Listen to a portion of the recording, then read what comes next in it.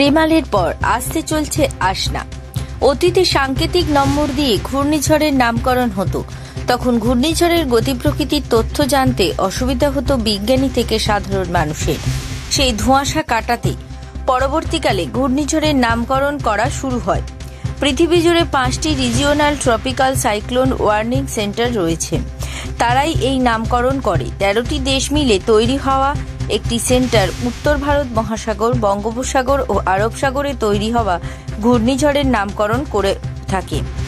এই 13 সদস্যের সেন্টারে রয়েছে বাংলাদেশ, ভারত, ইরান, মালদ্বীপ, মায়ানমার, ওমান, পাকিস্তান, কাতার, সৌদি আরব, শ্রীলঙ্কা, থাইল্যান্ড, সংযুক্ত আরব আমিরশাহী ও ইয়েমেন।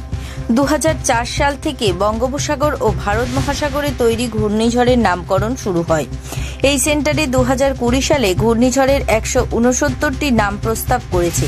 সেই নামকরণ অনুসারে ওমাল দিয়েছে রেমাল নামটি। এই নামের মানে বালি। এর পরবর্তী ঘূর্ণিঝড়ের নাম হবে আসনা। এই উর্দু নামটি দিয়েছে পাকিস্তান। এর অর্থ যাকে মেনে নিতে হবে।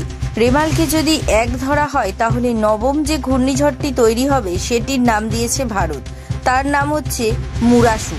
তামিল ভাষায় এই শব্দের অর্থ বাষ্প। ব্যুরো রিপোর্ট, জেলার বার্তা।